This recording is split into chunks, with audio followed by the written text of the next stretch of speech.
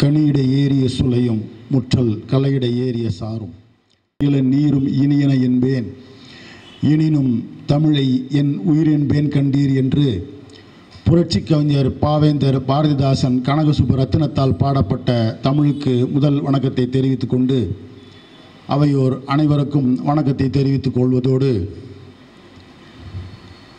சமூக விடுதலைக்காக தொண்டாற்றிய தாத்தா ரெட்டமலை சீனிவாசனார், ஐயா அயோத்திதாச பண்டிதர், MC ராஜா, இமானுவேல் சேகரனார் போன்ற சமூக விடுதலை போராளிகளுக்கு எங்களது வீர வணக்கத்தை தெரிவித்துக் கொள்வதோடு, இந்திய விடுதலைக்காக தொண்டாற்றிய வ.உ. சிதம்பரம் பிள்ளை, பசும்பொன் முத்துராமலிங்க தேவர், காமராசர், முத்துசாமி ஆசாரி, முக்கண்ணன் ஆசாரி, சுப்பிரமணிய சிவா, திருவிக்கா, வாஞ்சிநாதன், வீரன் அழகுமுத்துக்கோன், மருது சகோதரர்கள், வேலுநாச்சியார், சுப்பிரமணிய பாரதியார், தோழர் ஜீவானந்தம், தில்லையாடி வள்ளியம்மை,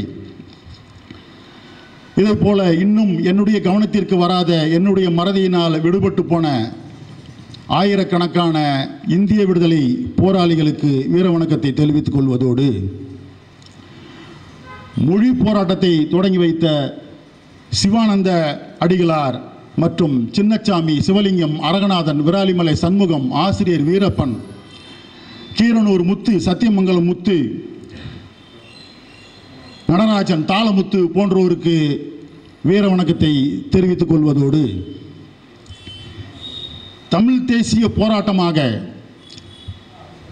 மொழி போரை தமிழ்நாடு தமிழருக்கே என்று அதை ஒரு அரசியல் போராட்டமாக வளர்த்தெடுத்த ஐயா சோமசுந்தர பாரதியார், தலையை கொடுத்தேனும் தலைநகரை காப்போம் என்று சொல்லி மொழிவாரி மாநிலங்கள் அமைக்கப்பட்ட பொழுது, சென்னையை அபகரிக்க தெலுங்கர்கள் முயற்சி செய்த பொழுது, திருத்தணியை அபகரிக்க தெலுங்கர்கள் முயற்சி செய்த பொழுது, அந்த சென்னையை தமிழ்நாட்டோடு இணைக்க வேண்டும் என்பதற்காக மிகப்பெரிய போராட்டத்தை நடத்தி தமிழ்நாட்டோடு சென்னையை இணைத்த, வடக்கு எல்லையை மீட்ட வடக்கு எல்லை சாமியாக தமிழ்நாட்டுக்கு இருக்கக்கூடிய ஐயா மாபோசி கிராமணியார் அவர்களுக்கும், திருத்தணியை மீட்டுக் கொடுத்த விநாயகம் மங்களம் கிழார் அவர்களுக்கும், அதே போல கன்னியாகுமரியை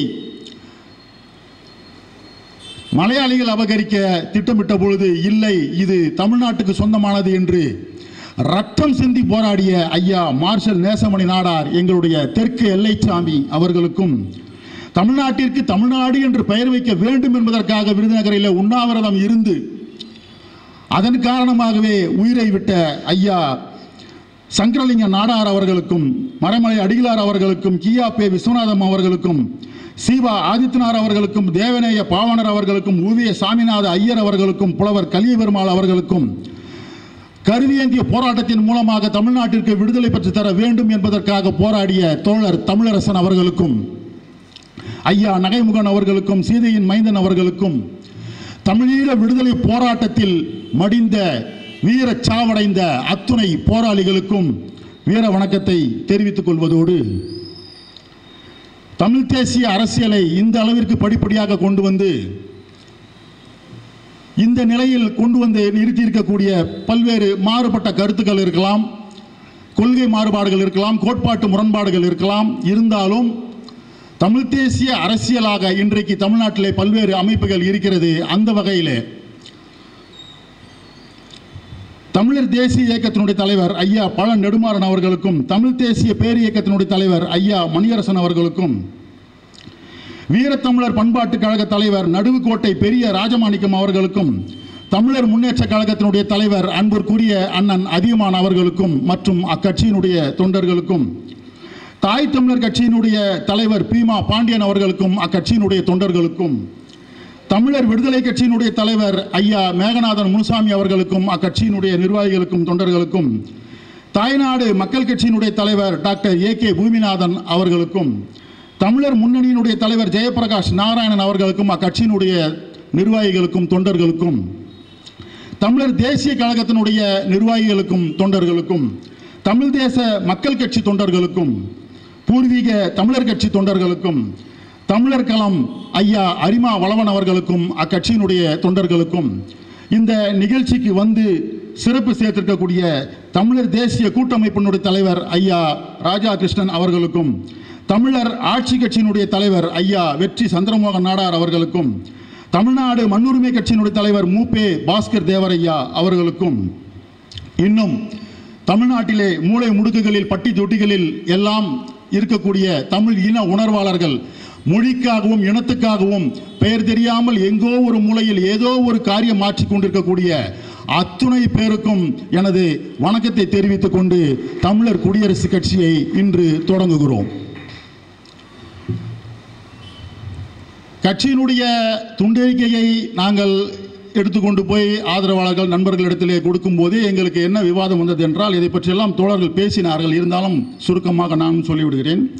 எதற்காக நீங்கள் ஜாதி பெயரை போட்டிருக்கிறீர்கள் என்று கேட்கிற பொழுது அதற்கான விளக்கத்தை கொடுப்பதிலே தான் தமிழர் குடியரசுக் கட்சியினுடைய வெற்றியே அடங்கி இருக்கிறது என்பதை நான் இங்கே சுட்டிக்காட்ட விரும்புகிறேன்.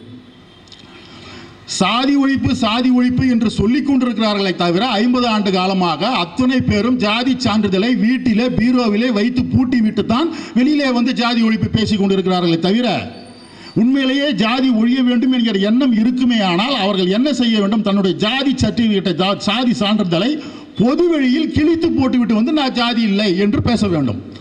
அப்படி பேசினால் அந்த கொள்கையில் அவர்கள் உண்மையாக இருக்கிறார்கள் என்று எடுத்துக்கொள்ளலாம். ஆனால் இந்த ஜாதி ஒழிப்பு என்பது ஐயா கட்சியினுடைய பொதுச் செயலாளர் குமார் பரையனார் அவர்கள் பேசும்போதே சிலப்பதிகாரத்தை உதாரணம் காட்டியதை போல இது அனைத்தும் நம்முடைய குடி அடையாளம். இதை சாதி அடையாளமாக ஏற்றத்தாழ்வுகளாக ஆக்கியது யூத ஆரிய வடுக திணிப்புகளுக்கு பின்புதான்.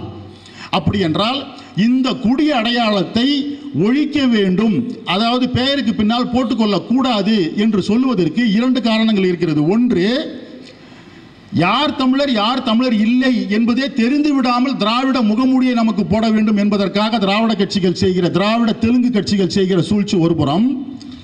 இன்னொரு புறம், உலகத்தில் அருமை நண்பர்களே, பல்வேறு தேசிய இனங்கள் புதிதாக உருவாகி, பல்வேறு மொழி இனங்கள் புதிதாக உருவாகி ஒரு 100, 200, 500 ஆண்டுகளுக்கு பிறகு அந்த இனமே இல்லை என்று சொல்லக்கூடிய அளவிற்கு அழிந்து போன இனங்கள் எவ்வளவோ இருக்கிறது. ஆனால் தமிழ்நாட்டிலே எத்தனையோ அந்நிய படையெடுப்புகள் நடந்ததற்கு பிறகும் டச்சுக்காரர்கள் ஆண்டிருக்கிறார்கள், பிரெஞ்சுக்காரர்கள் ஆண்டிருக்கிறார்கள், முஸ்லிம் மன்னர்கள் படையெடுத்திருக்கிறார்கள், ஆரிய படையெடுப்பு, இப்படி பல்வேறு படையெடுப்புகள், வெள்ளைக்காரன் படையெடுப்பு, எல்லா எவ்வளவோ ஆதிக்கங்கள் இங்கு நடைபெற்ற போதும் கூட பல்வேறு அந்நிய ஆதிக்கத்தினுடைய ஆட்சிக்கு தமிழ்நாடு அடிமைப்பட்டு கிடந்த பின்பும் கூட இங்கே ஒரு இனக்கலப்பு என்பது ஏற்படவில்லை. ஏதோ அங்கொன்றும் இங்கொன்றுமாக சில காதல் திருமணங்கள் நடைபெற்றிருக்கலாம். ஆனால் பெருவாரியான ஒரு இனக்கலப்பு என்பது இங்கே நடைபெறவில்லை. வேறு இனங்களில் எல்லாம் அப்படி ஒரு இனக்கலப்பு நடைபெற்று, உதாரணத்துக்கு இத்தாலி தேசத்தின் மீது பிரெஞ்சு தேசம் படையெடுக்கிறது என்று சொன்னால் அங்கே ஒரு இனக்கலப்பு ஏற்பட்டு அங்கே ஒரு புதிய இனம் உருவாகும். அதுபோல எட்ரூஸ்கனியர்கள் போன்ற பல்வேறு இனங்கள் அழிந்துவிட்டு புதிய இனங்கள் உருவாகியது. மூல பூர்வீக இனம் என்பது அழிந்து புதிய இனங்கள் உருவான வரலாறு உலகத்தில் எல்லா இடத்திலும் நடைபெற்றிருக்கிறது. ஆனால் தமிழ்நாட்டில் மட்டும் அப்படி நடைபெறவில்லை என்றால், ஏனென்றால் இந்த குடி அடையாளத்தோடு கூடிய அகமண முறை, நம்மால் ஜாதி விட்டு ஜாதி பொண்ணு கொடுக்க மாட்டான். ஜாதி விட்டு ஜாதியே பொண்ணு கொடுக்கலன்னும் போது டச்சுக்காரனுக்கு கொடுப்பானா, பிரெஞ்சுக்காரனுக்கு கொடுப்பானா, முஸ்லீம் மன்னர்களுக்கு படையெடுத்து வந்த முஸ்லீம் மன்னர்களுக்கு கொடுப்பானா? கொடுக்க மாட்டான். இந்த வேலிதான், இந்த குடி அமைப்பு முறை, அகமண முறை என்கிற இந்த வேலிதான் இன்றைக்கு வரை தமிழ்நாட்டை, தமிழ் இனத்தை அப்படியே தமிழ் இனமாகவே வைத்துக் கொண்டிருக்கிறது என்பது நமது இன அழிப்பாளர்களுக்கு நன்றாக தெரிகிறது. எனவே இந்த சாதியை ஒழித்து விட்டால், ஒரு மிகப்பெரிய இன கலப்பை ஏற்படுத்தி விட்டால், தமிழர்கள் யார் என்று சொல்லிக் கொள்வதற்கு நாம் யாருமே இருக்க மாட்டோம். தமிழ்நாட்டில் தமிழன் என்று சொல்லிக்கொள்ள யாருமே இருக்க மாட்டோம். எல்லாம் பெரும்பாலும் இனக்கலப்பாயிட்டு இருக்கும். மச்சான் ஹிந்திக்காரனா இருப்பான், மாமனார் பீகார்காரனா இருப்பார். இப்படி ஒரு பெரிய இனக்கலப்பு ஏற்பட்டு நீ தமிழன் என்கிற அந்த உணர்வே உனக்கு இல்லாத வகையில் அதை அறுத்து எரிந்து விட வேண்டும் என்பதற்காக திட்டமிட்டு செய்யப்படுவதுதான் இந்த சாதி ஒழிப்பு பிரச்சாரம் என்பது. எனவே குடி அடையாளத்தை நாம் இழந்துவிடக் கூடாது என்பது ஒன்று. இன்னொன்று, இங்கே பெரும்பாலும் திராவிட கட்சிகளும் சரி, அந்த ஈர வெங்காயத்தை மூளையிலே வைத்துக் கொண்டு இருக்கக்கூடிய சில தமிழ் தேசிய கட்சிகளும் சரி, இந்து எதிர்ப்பு பிரச்சாரம் என்று ஒரு தீவிர பிரச்சாரத்தை இங்கே செய்து கொண்டிருக்கிறார்கள். இந்து கடவுள்களை இழிவுபடுத்துவது, இந்து மதத்தை இழிவுபடுத்துவது, ஏதோ பகுத்தறிவு பிரச்சாரம் செய்வது என்பதை போல திராவிட கட்சிகள் அதை செய்கிறார்கள் என்பதற்கான காரணம் நமக்கு புரியும். இதிலே 3 காரணங்கள் இந்த விஷயத்திலே நாம் அடிப்படையாக பார்க்க வேண்டியது. இந்து மதத்தை எதிர்ப்பதற்கு அவர்கள் சொல்லுகிற முதல் காரணம் சாதி ஏற்றத்தாழ்வுகள் இருக்கிறது. சாதி ஏற்றத்தாழ்வுகள் என்பது 12ஆம் நூற்றாண்டுக்கு பிறகுதான் இங்கே வந்ததே தவிர அதற்கு முன்பு வரை கிடையாது. ஒன்று. அப்படியே என்னுடைய தோட்டத்தில் களைகள் இருக்கிறது, முட்கள் இருக்கிறது, விஷ செடிகள் இருக்கிறது என்று சொன்னால் நான் அந்த களைகளையும் விஷ செடிகளையும் முட்களையும் பிடுங்கி எறிவேனே தவிர இது என் தோட்டமே இல்லை என்று சொல்லிவிட்டு தோட்டத்தை விட்டு விட்டு போய்விடுவோமா? உலகத்தில் விமர்சனங்களுக்கு அப்பாற்பட்ட ஒரு மதமோ கட்சியோ தலைவனோ எந்த ஒரு சித்தாந்தமோ கிடையாது. கிறிஸ்தவ மதத்தை விமர்சனம் செய்ய முடியும், இஸ்லாமிய மதத்தை விமர்சனம் செய்ய முடியும். ஆனால் இவர்கள் இந்து மதத்தை மட்டுமே தொடர்ந்து விமர்சனம் செய்கிறார்கள் என்றால் இந்த சாதிய ஏற்றத்தாழ்வுகள் என்கிற ஒரு விஷயத்தை வைத்துக்கொண்டு இவர்கள் செய்து கொண்டிருக்கிறார்கள். இதை 40 ஆதீனங்களும் முன்வந்து இந்த விஷயங்களை எல்லாம் களையெடுக்க வேண்டும். களையெடுக்க வேண்டிய விஷயங்களை களையெடுக்க வேண்டிய பணி நம்முடையதாக இருக்கிறது. அது ஒரு பக்கம்.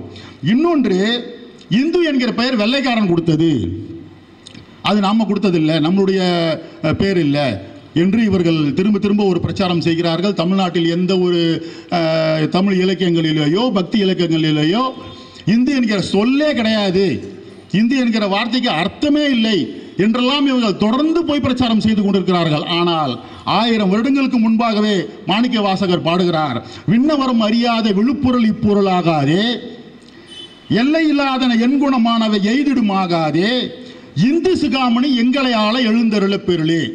சிவபெருமானை பார்த்து பாடுகிறார், இந்து சிகாமணி எங்களை ஆள எழுந்தருள பெருளே என்று அவர் பாடுவதோடு மட்டுமல்ல, திருமூலர் 1000 வருடங்களுக்கு முன்பு திருமூலர் சொல்லுகிறார், 5 கரத்தான யானை முகத்தான இந்தின் இளம்பரை போலும்.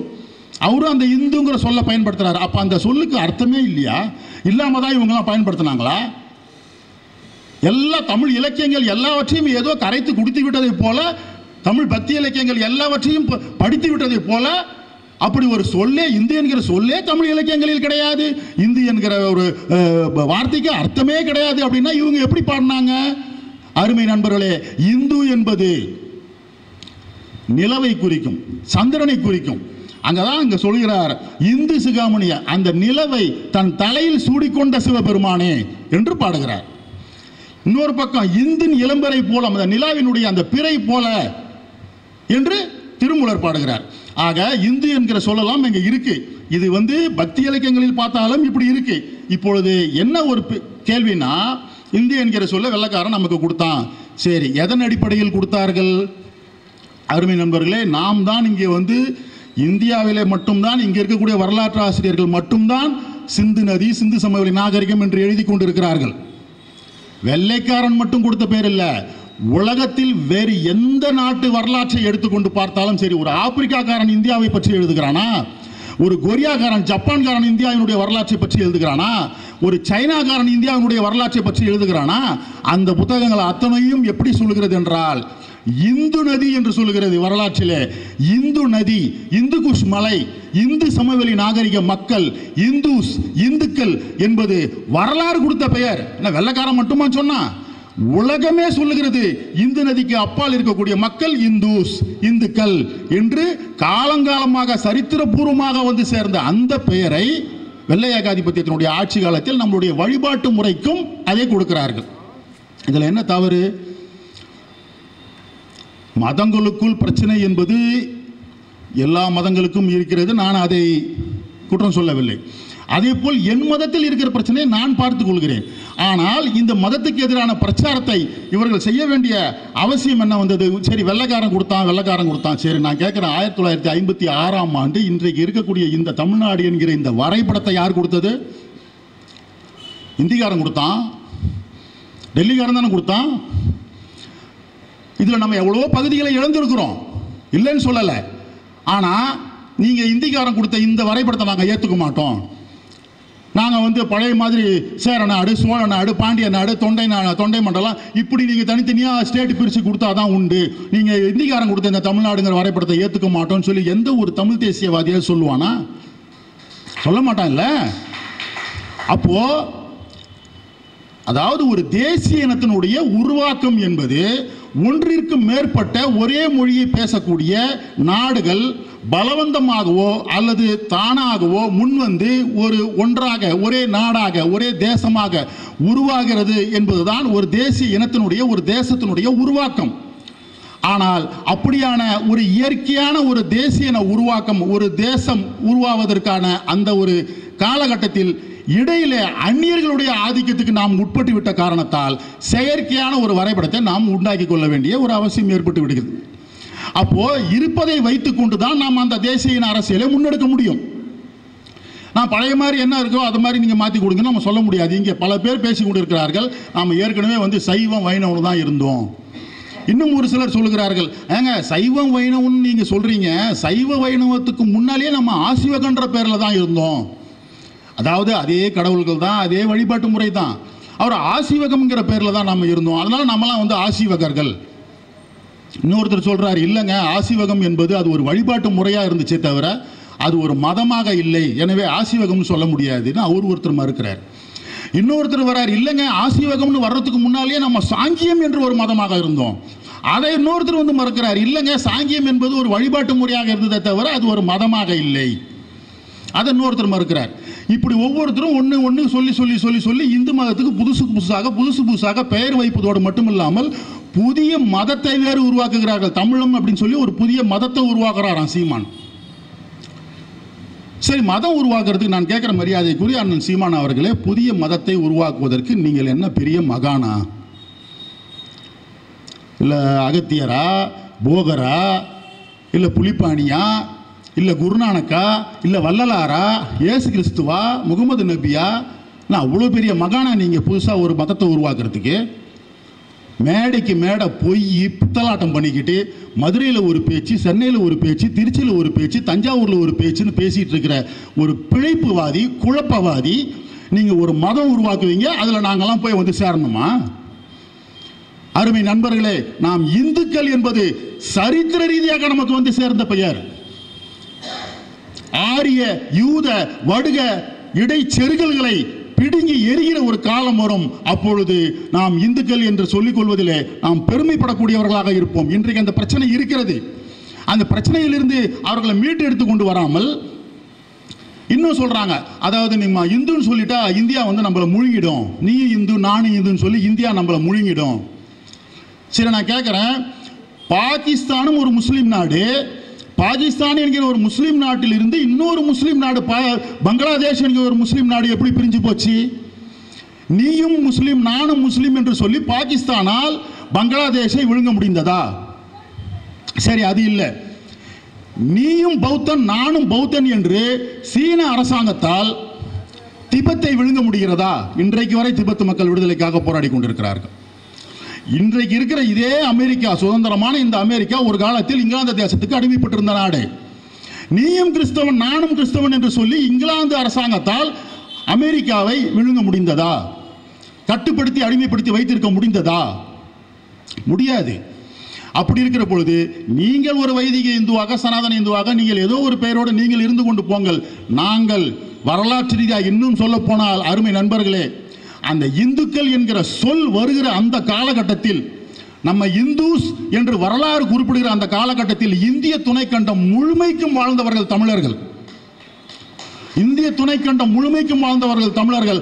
அண்ணல் அம்பேத்கர் எழுதுகிற குறிப்பு இருக்கிறது, தேவநாய பாவாணருடைய நூல் இருக்கிறது, இன்னும் எவ்வளவோ ஆராய்ச்சியாளர்கள் சொல்லியிருக்கிறார்கள். சமீபத்தில் கூட மோடிக்கும் மம்தா பானர்ஜிக்கும் ஒரு வாக்குவாதம் வருகிற பொழுது இந்தியாவை யார பூர்வீக மக்கள் தான் ஆள வேண்டும் என்று சொன்னால் அந்த தகுதி தமிழர்களுக்கு மட்டும்தான் உண்டு என்று மம்தா பானர்ஜி பேசுகிறார். ஏனென்றால் இந்திய துணைக்கண்டம் முழுக்க 2000 வருடங்களுக்கு முன்பு இந்திய துணைக்கண்டம் முழுக்க வாழ்ந்தவர்கள் தமிழர்கள். எனவே இந்த தமிழர்களை பார்த்து இந்த தமிழர்களுடைய வழிபாட்டு முறைகள், அது சிவ வழிபாடாக இருக்கட்டும், குலதெய்வ வழிபாடாக இருக்கட்டும், விஷ்ணு வழிபாடாக இருக்கட்டும், இது எல்லா வழிபாட்டு முறைகளுக்குமாக சேர்த்து அவர்கள் வைத்த பெயர் இந்துஸ் என்றால், அந்த இந்துக்கள், இந்துஸ், இந்து சமவெளி நாகரிகம், இந்து சமவெளி நாகரிகம், மக்கள் என்பது தமிழர்களுடைய நாகரிகம். ஆகவே தமிழர்களுக்கு உரிய பெயர் நமக்கு மட்டும்தான் அது உண்மையிலேயே உரிமையான பெயர். எனவே அப்படிப்பட்ட அந்த வார்த்தையை நாம் விட்டுவிடவே கூடாது. அதை நாம் மனதிலே வைத்துக் கொள்ள வேண்டும். எனவே அப்படிப்பட்ட ஒரு வரலாற்று ரீதியான பெயரை இவர்கள் எதற்காக நம்ம இப்படி அதை அழிக்கிறார்கள் என்று பார்த்தால், உன்னுடைய வழிபாட்டு முறையிலும் உன்னுடைய சித்த மருத்துவம், உன்னுடைய கட்டிடக்கலை, உன்னுடைய சிற்பக்கலை, உன்னுடைய பாரம்பரியம், இது அத்துணையும் அந்த மதத்தில் அடங்கி இருக்கிறது. அந்த மதத்தில் இருந்து உன்னை பிடுங்கி எறிந்து விட்டால், அந்த மதத்தில் இருந்து அந்த மதத்துக்கும் உனக்குமான, இந்த மண்ணுக்கும் உனக்குமான வேரை பிடுங்கி எறிவதை போன்றது அது. அந்த வரலாற்று பாரம்பரியத்தில் இருந்து உன்னை பிடுங்கி எறிந்து விட்டால் இந்த இனத்தை அழித்து விடலாம். சரி, சும்மா சொல்றீங்க இனத்தை அழிக்க வரான், இனத்தை அழிக்க வரான். இனத்தை அழிக்க யார் வருகிறார்கள், ஏன் வருகிறார்கள்? இந்த கேள்வி இருக்கா? இனத்தை அழிக்கிறான், இனத்தை அழிக்கிறான், தமிழ் இனத்தை அழிக்கிறான், தமிழ் இனத்தை அழிக்கிறான், தமிழ் இனத்தில் ஒரு இனக்கலப்பை ஏற்படுத்தணும்னு நினைக்கிறான். சரி, யார் நினைக்கிறா? எதுக்கு நினைக்கிறாங்க? ஏன் நினைக்கிறாங்க? ஏன் தமிழ் இனத்தை அழிக்க வேண்டும் என்று யார் நினைக்கிறார்கள்? இந்த கேள்விக்கு பதில் சொல்லணுமா இல்லையா? அருமை நண்பர்களே, பன்னாட்டு மூலதனம் தன்னுடைய லாப வெறிக்காக உலகத்தில் இருக்கக்கூடிய அத்துணை தேசிய இனங்களையும் அந்த மண்ணில் இருந்து பிடுங்கி எறிந்து வெறும் இயந்திரங்களாக, மனித இயந்திரங்களாக உங்களை ஆக்கி வைக்க வேண்டும் என்பதுதான் அவர்களுடைய திட்டம். அப்போதுதான் உங்களுடைய உழைப்பு சக்தியை சுரண்ட முடியும். தமிழ்நாட்டினுடைய இயற்கை வளங்கள், கனி வளங்கள் அனைத்தையும் சுரண்ட முடியும். அப்படி சுரண்டுகிற பொழுது அதை தட்டி கேட்கிற மனோபலம் உனக்கு இருக்கக்கூடாது.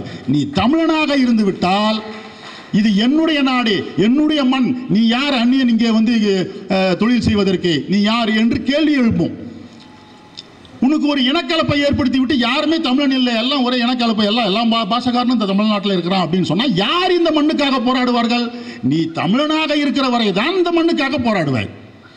தமிழ்நாடு தமிழருக்கே என்று சோமசுந்தர பாரதியார் அவர்கள் கொடுத்த குரலை திரும்பவும் எடுத்துக்கொண்டு போக வேண்டும் என்ற அந்த உணர்வு உனக்கு எங்கிருந்து வருகிறது என்று சொன்னால், எனது மண், எனது இனம், எனது மொழி, என்னுடைய கலாச்சாரம், என்னுடைய சரித்திரம், என்னுடைய தொழில்நுட்பம், என்னுடைய விஞ்ஞானம், என்னுடைய கட்டிடக்கலை, என்னுடைய சிற்பக்கலை, என்னுடைய வீரம், நான் வைத்திருந்த வரலாறு என்று பெருமையாக நீ பேசினால்தானே உலக வல்லாதிக்கத்தை எதிர்த்து, பன்னாட்டு மூலதனத்தை எதிர்த்து நீ போராடுவாய். அதை அழித்து விட்டால், அதிலிருந்து உன் வேரை பிடுங்கி விட்டால், அதிலிருந்து உன் வேரை அறுத்து விட்டால் எதுவுமே போராட மாட்டோம். வருங்கால சந்ததி சொல்றேன், எதுவுமே போராட மாட்டாங்க.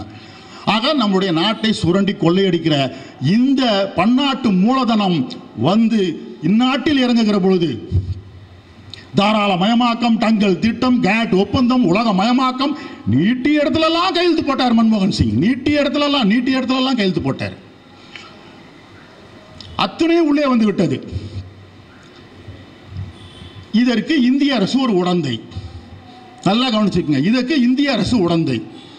இந்திய அரசுக்கு உடந்தையாக இருக்கிறது. இந்திய அரசுக்கும் அது தேவைப்படுகிறது. அதே நேரத்தில் இந்திய தரகு முதலாளிகளுக்கும் அது தேவைப்படுகிறது. அதே நேரத்தில் இந்த தெலுங்கு திராவிட அரசியலுக்கும் அது தேவைப்படுகிறது. இவர்கள் அத்தனை பேரும் ஒரு கூட்டணியாக அமைத்துக் கொள்கிறார்கள். எனவேதான் நான் இன்னும் கூட ஒரு உதாரணத்துக்கு சொல்ல விரும்புகிறேன். அருமை நண்பர்களே, ஒருவர் கிறிஸ்தவராக இருக்கிறார், அவர் தமிழ் தேசிய பணி செய்ய வருகிறார், தாராளமாக வரட்டும். ஒருவர் இஸ்லாமியராக இருக்கிறார், அவர் தமிழ் தேசிய பணி செய்ய வருகிறார், தாராளமாக வரட்டும்.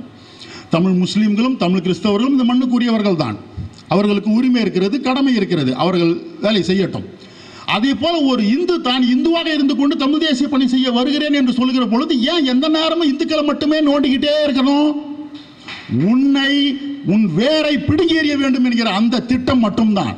ஏனென்றால் உன் வரலாறுகள் அனைத்தும் உன் வழிபாட்டை தான் சொல்லிக் கொண்டிருக்கிறது, உன்னுடைய கண்டுபிடிப்புகளை சொல்லிக் கொண்டிருக்கிறது, உன்னுடைய வழிபாட்டு முறையிலும் உன்னுடைய சித்த வைத்தியத்திலும் உன்னுடைய விஞ்ஞானம் இருக்கிறது. அதிலிருந்து உன்னை பிடுங்கி எறிந்து விட வேண்டும் என்பதற்காக நான் இன்னும் அழுத்தம் திருத்தமாக சொல்லுகிறேன். அருமை நண்பர்களே, இலங்கை சுதந்திர கட்சியினுடைய தலைவராகவும் இலங்கையினுடைய பிரதமராகவும் இருந்த SWRD பண்டாரநாயக்கா என்று சொல்லக்கூடிய சாலமன் வெஸ்ட்ரிச்வே டாஸ் பண்டாரநாயக்கா ஒரு புத்த பிட்சுவால் சுட்டுக் கொல்லப்பட்டார். தல்துவே சோமராம தேரர் என்கிற ஒரு புத்த துறவி அவரை சுட்டுக் கொன்றதற்கு பிறகு ஸ்ரீமாவ பண்டாரநாயக்கா பதவிக்கு வந்தார். அதற்கு பிறகு இங்கிலாந்து நாட்டிலே கிறிஸ்தவ மதத்தைச் சேர்ந்த ஒரு கிறிஸ்தவ பெண்ணாக வாழ்ந்து கொண்டிருந்த அவர்களோட மகள் சந்திரிகா பண்டாரநாயக்காவை இங்கு வரவழைக்கிறார்கள். இங்கே வரவழைத்து கட்சியையும் ஆட்சியையும் அவர்கள் பொறுப்பிலே ஒப்படைக்க வேண்டும் என்ற காரியம் ஆற்றுகிற பொழுது முதலாவதாக அவர்கள் செய்த காரியம் என்ன தெரியுமா? பண்டாரநாயக்காவை கிறிஸ்துவ மதத்தில் இருந்து பௌத்த மதத்திற்கு மதம் மாற்றினார்கள். பௌத்த மதத்திற்கு மதம் மாற்றி அந்த சடங்குகளை எல்லாம் செய்து அதற்கு பிறகுதான் கட்சியையும் ஆட்சியையும் அவரிடத்தில் ஒப்படைத்தார்கள். நான் கேட்கிறேன், சிங்களவன் என்ன பைத்தியக்காரனா? நாங்கள் இதை பற்றி பேசும்போது ஒரு சிலர் சொன்னாங்க, ஐயா நீங்கள் மதத்தையும் இனத்தையும் போட்டு குழப்புறீங்க. நாங்கள் தெளிவாக இருக்கிறோம். மதத்தை பின்னுக்கு தள்ளிவிட்டு இனத்தை முன்னிறுத்தி பங்களாதேஷ் உருவானதையும் பார்த்து கொண்டுதான் இருக்கிறோம். மதம் இனம் இரண்டையும் விடாமல் காலிஸ்தான் விடுதலை போராட்டம் சீக்கிய மதத்தின் அடிப்படையில் நடந்ததையும் பார்த்து கொண்டுதான் இருக்கிறோம்.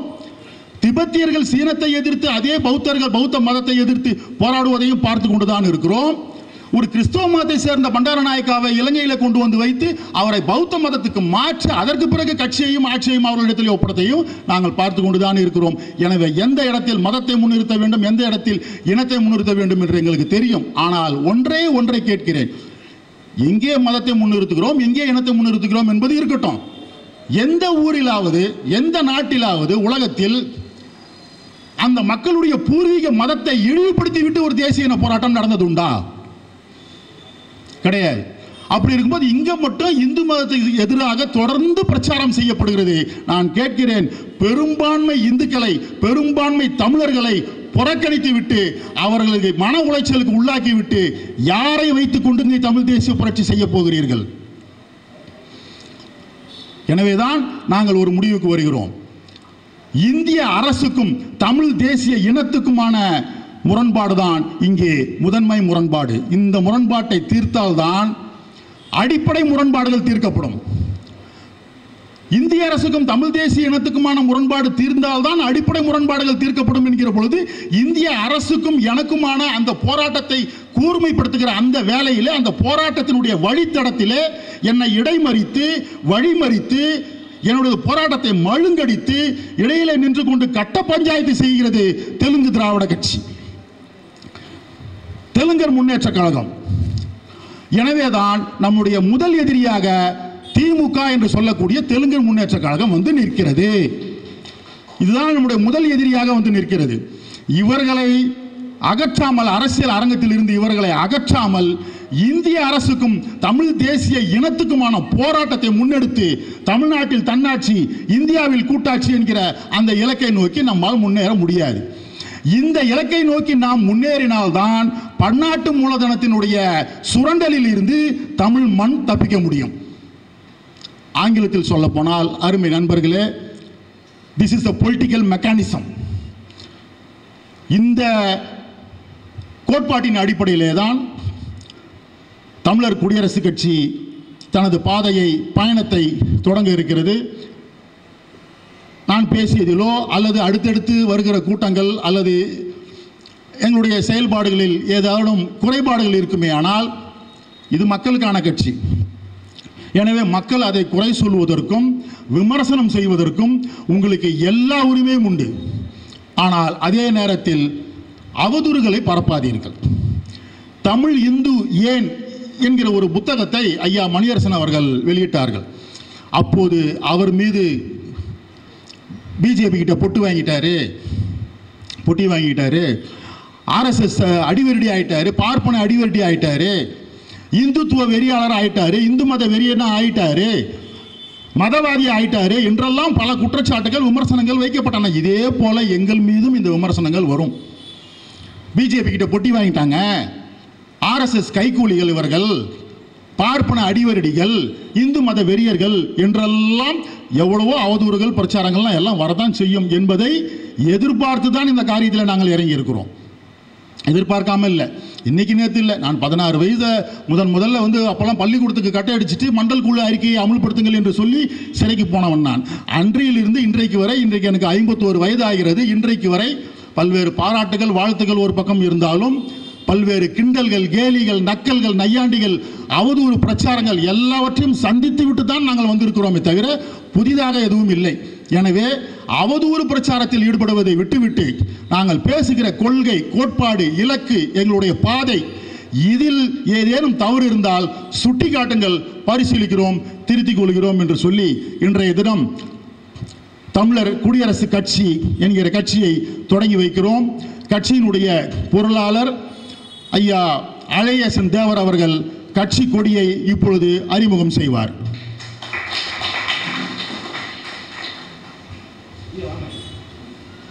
வாங்கண்ணா வாங்க வாங்க ஐயா வாங்க ஐயா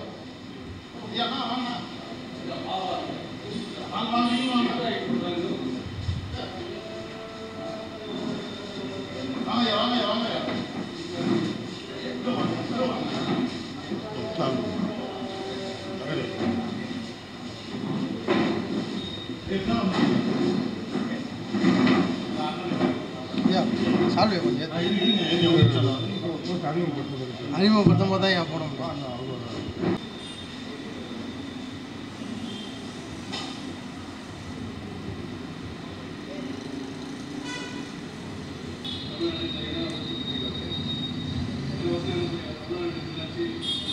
தமிழ்நாடு தமிழருக்கு தமிழ்நாடு தமிழருக்கு தமிழ்நாடு தமிழருக்கு தமிழர் நாடு தமிழருக்கு தமிழர் நாடு தமிழருக்கு தமிழர் நாடு தமிழருக்கு தமிழர் நாடு தமிழருக்கு தமிழர் நாடு தமிழருக்கு தமிழர் நாடு தமிழருக்கு